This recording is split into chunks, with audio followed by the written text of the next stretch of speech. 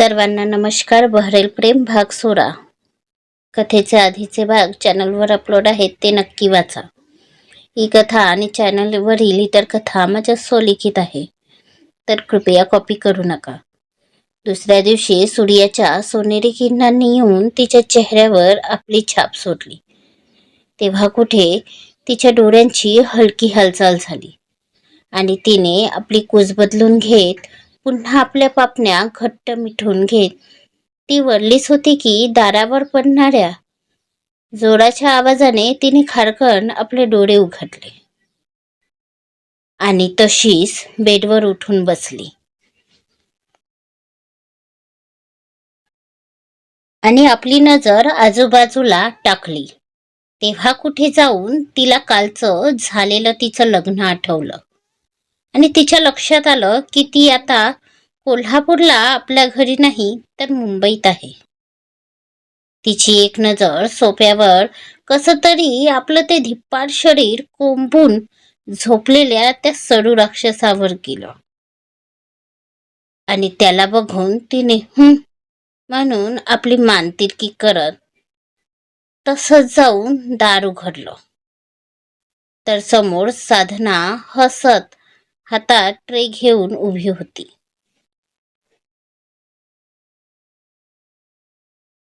तिला बघून वेदांतिकाने स्मित हसून तिला ग्रीट केलं. गुड मॉर्निंग बेटा, मी तुमच्या दोघांसाठी कॉफी घेऊन आली. अभि उठला का? बोलत साधना आत आली. अभिला ना बेट कॉफी घ्यायची सवय आहे. आणि तुला चहा आवडतो की कॉफी मला माहित नाही ना, म्हणून मी तुमच्या दोघांसाठीही कॉफी घेऊन आली. साधना हसत बोलत असतो कॉफी ट्रे बाजूच्या टेबलवर ठेवून ती वळलीच होती की समोर सोफ्याकडे बघून त्यांचे डोळे बारीक झाले आणि त्यांनी वेदांतिकाला पाहिलं, तर तिने ओशाडून आपली मान खाली घातली. आता पहिल्याच दिवशी आपल्या सासू समोर लग्नाचं असं रूप दिसणं, जिथे मुलगा सोफ्यावर आणि सून बेडवर, असं रूप येईल तर कोणत्याही नवीन सुनेला थोडं ओशाळल्यासारखं तर होईलच ना, आणि तिला लाज सुद्धा वाटेल. ते वेगळंच. तीच लाज आता वेदांतिकाला साधनासमोर वाटत होती आणि अशातच तिच्या हातांची चुडबुड सुरू होती. सोबतच तिच्या मनावर सुद्धा एक वेगळंच दडपण आलं होतं. पण तिची अवस्था बघून साधना यांनी फक्त एक किंचित हसून तिला बघितलं. तुम्ही दोघं रेडी होऊन नाश्त्याला खाली या, इतक्यात सगळे येतीलच, बोलून साधना सोफ्यावर झोपलेल्या अभिवर एक नजर टाकून बाहेर पडल्या. त्यांच्या चेहऱ्यावरून हे स्पष्ट होतं की अभि आणि वेदांतिकाला असं वेगळं झोपलेलं बघून त्यांना वाईट वाटलं आहे. आणि त्यांना वाईट वाटलं बघून आता वेदांतिकाला सुद्धा वाईट वाटलं. तिने दार आतून लावून घेतलं आणि ती सरळ जाऊन अभिसमोर उभी झाली. अभि सोफ्यावर एका कुशीवर शांत झोपला होता. आता त्याचा चेहरा लहान मुलासारखा एकदम शांत होता. त्याचं ते आठ्यांनी भरलेलं कपाळ आता शांत दिसत होतं आणि कपाळावर विखुरलेले केस त्याच्या सुंदरतेत आणखी भर घालत होते. झोपेत किती गोड दिसतो हा सडू राक्षस, पण जागं असताना माहिती नाही काय होते याला. कडू काढल्यासारखं तोंड करून फिरत राहतो. पण आता याला उठवू कसं? खरं तर याला उठवायचं माझी बिलकुल पण इच्छा नाही, कारण पुन्हा त्याचं ते सरू तोंड बघावं लागणार. पण कॉफी म्हणून वेदांतिकाने एक नजर टेबलवर ठेवलेल्या कॉफी ट्रेकडे टाकली आणि एक हताश उस्कारा सोडत ती अभिला उठवायचं धाडस बांधू लागली. तिने थोडा आवाज करत अभिला उठवण्याचा प्रयत्न केला, तर अभिने कानावर उशी धरत आपली मान फिरवून घेतली. हाय का आता, बोलून वेदांतिकाने आपला चेहरा बारीक केला. आता काय करू, हाताने हलवून उठवू का? नाही, नको. उगाच या राक्षसाला राग येईल आणि म्हणेल मला हात लावण्याच्या अगोदर तू नीट क्लीन केला होता का? पण मग आता काय करू, बोलून वेदांतिका अभिला कसं उठवायचा याचा विचार करू लागली. आणि अचानक तिच्या चेहऱ्यावर गोड स्माईल आली. तिने एक नजर खाली आपल्या पायाकडे टाकली आणि आपले दोन्ही पाय एकमेकांना घासू लागले. तसं तिच्या पायात असणारे पेंजन वाजू लागले आणि खोलीत घुंगरांचा असा छान झनझन आवाज होऊ लागला. तसा तो आवाज ऐकून अभिला जाग आली आणि त्याने कसनूस करत आपले डोळे उघडण्याचा प्रयत्न करत होता. पण समोर वेदांतिकाला बघून त्याने खारकन आपले डोळे उघडले आणि तसाच पटकन उठून बसायला गेला. वेदनेने त्याने आपले डोळे गच्च मिटून घेतले आणि त्याचा हात पाठीवर गेला. चेहऱ्यावर वेदनेच्या किंचित रेषा उमटल्या, जे वेदांतिकाच्या नजरेतून सुटल्या नाही. तुम्ही ठीक तर आहात ना? वेदांतिका काळजीत समोर झुकली.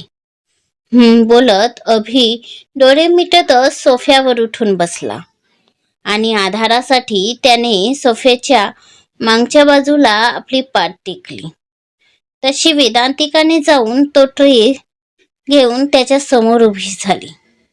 आता हे काय? अभि आपल्या वेदना कंट्रोल करत समोर ट्रे घेऊन उभ्या असणाऱ्या वेदांतिकाला बघत विचारलं. कॉफी, वेदांतिका हळूच बोलली. तसा अभि डोळे बारीक करून तिच्यावर नजर रोखत. ते सॉरी मॉम, वेदांतिका बोलली. तसं बोलत अभिने ती कॉफी घेतली आणि उठायला लावली.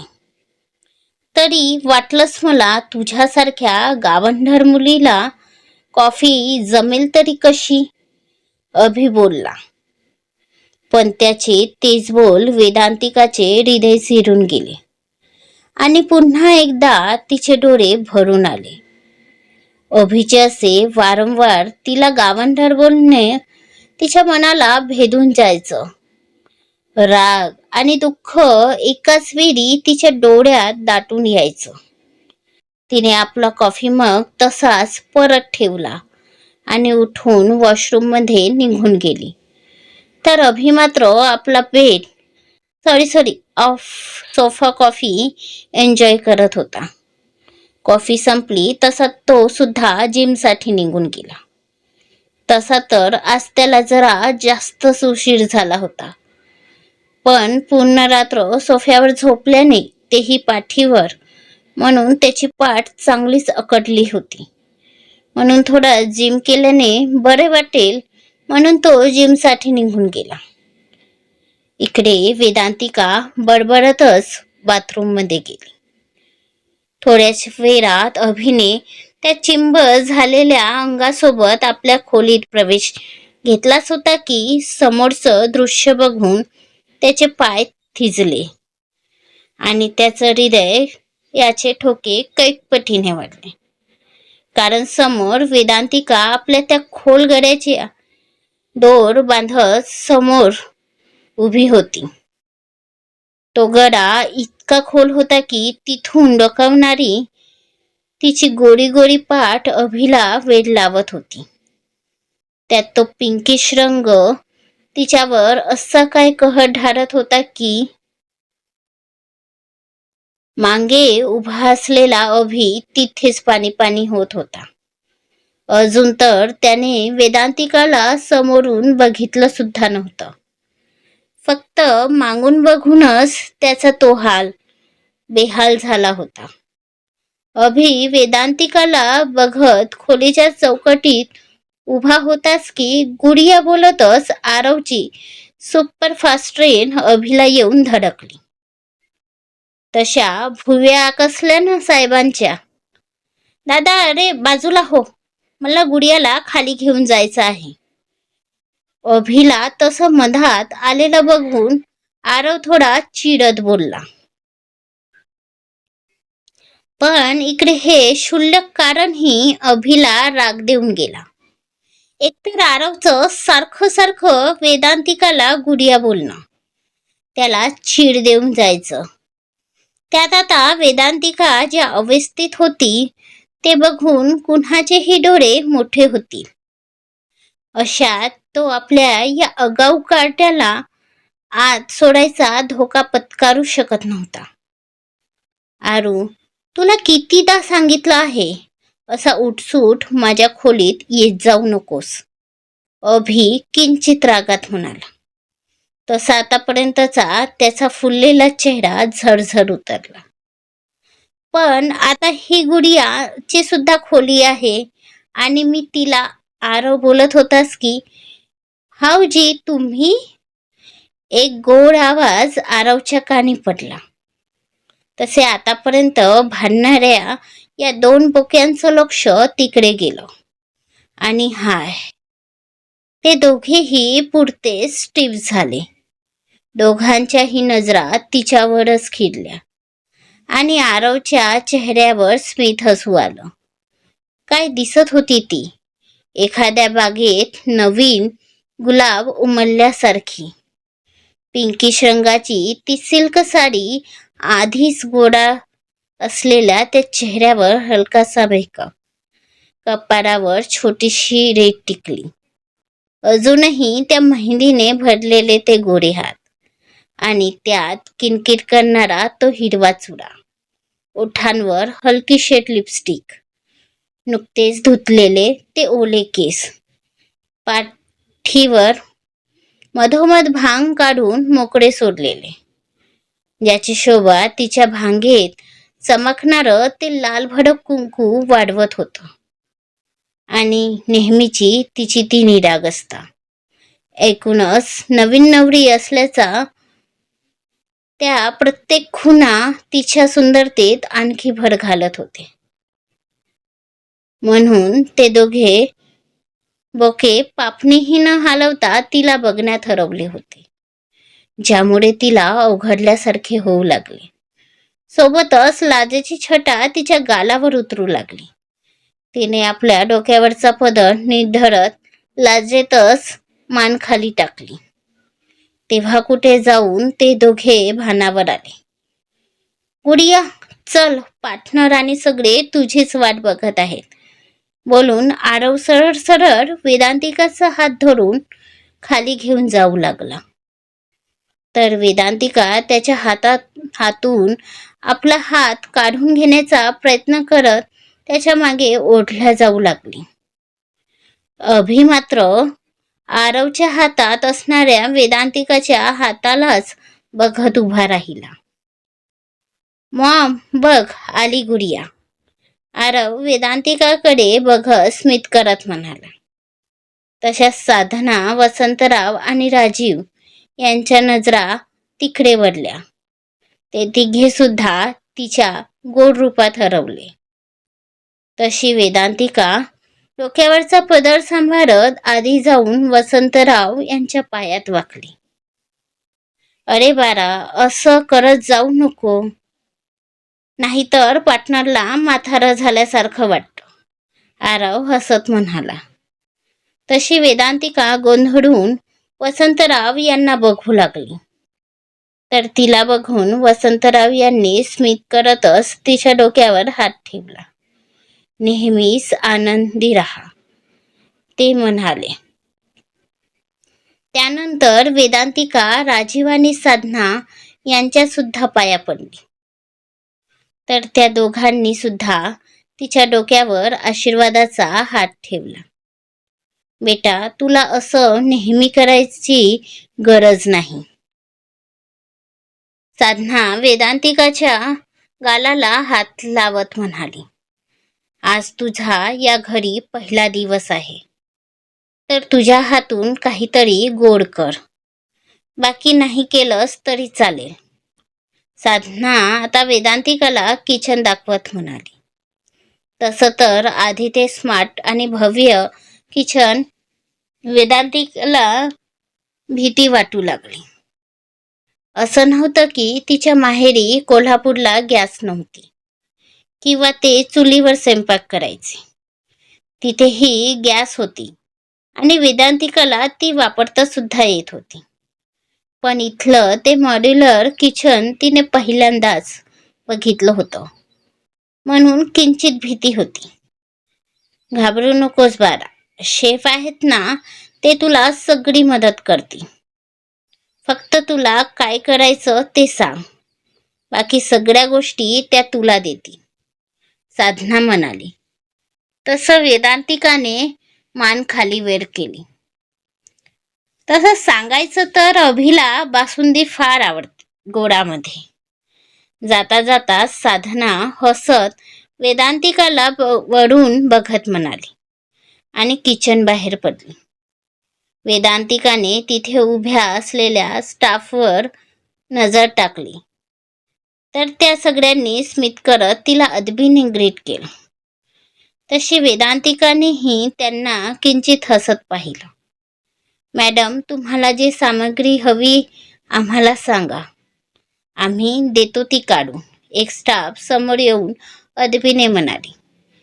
तसं वेदांतिकाने तिला काही सामग्री सांगितली, तर त्या मेडने स्माईल देतच वेदांतिकाला सगळं साहित्य किचनच्या कट्ट्यावर आणून दिलं आणि आपली वेदांतिका पदर खोसून लागली कामाला.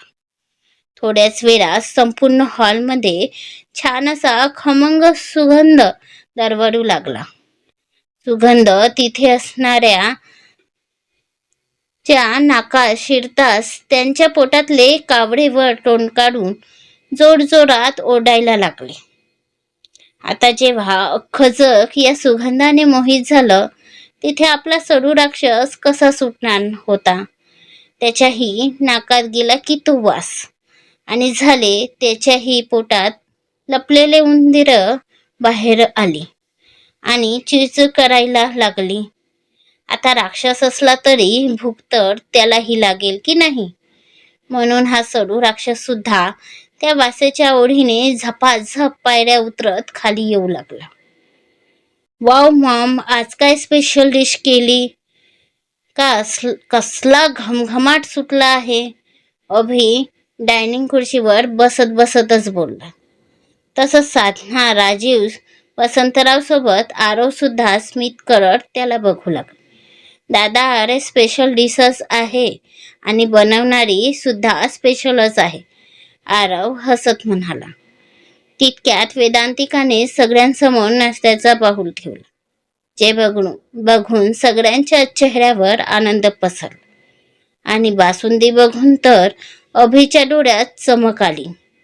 जसं लहान मुलांसमोर कुणी त्याची आवडती चॉकलेट ठेवल्यावर येते तशी. बासुंदी, थँक्यू सो म्हणत त्याने बाजूला वळून बघितलं आणि वेदांतिकाला बघून त्याचे शब्द घशातच अडकले. तर वेदांतिकाने त्याला टाळत बाकी सगळ्यांना नाश्ता वाढायला सुरुवात केली. ही मला इग्नोर करते का? द अभिराज पाटीलला, हिला तर. वेदांतिका बाळा, तुला इतकं सगळं करायची काही गरज नव्हती. साधना यांच्या आवाजाने त्याच्या डोक्यात येणाऱ्या विचारांवर ब्रेक मारला. त्यानंतर वेदांतिकाने सगळ्यांना नाश्ता दिला आणि ती सगळ्यांना बघू लागली. मनात धाकधूक ही चालूच होती म्हणा, कारण कोल्हापूरमध्ये तर तिच्या हातचं जेवण म्हणजे त्या सगळ्यांना पर्वणीच असायची. पण इथे आज पहिल्यांदा तिने काही केलं होतं. सगळ्यांना आवडेल की नाही याचीच आता तिला थोडी धाकधूक लागली होती. जीव थोडा वरखाली होत होता तिचा आणि ती आशेने सगळ्यांना बघत होती. पण दाखवत जरी नसली तरी तिची जास्त नजर ही तिच्या सडू राक्षसावरच होती. आता काय म्हणेल तिचा सडू राक्षस? आवडेल का त्याला वेदांतिकाच्या हातचा नाश्ता? बघू पुढच्या भागात लवकरच. आजचा भाग कसा वाटला ते कमेंट करून नक्की सांगा. आणि कथेचे समोरचे भाग वाचण्यासाठी आत्ता सबस्क्राईब करा. आणि कथा आवडल्यास लाईक शेअर नक्की करा. धन्यवाद.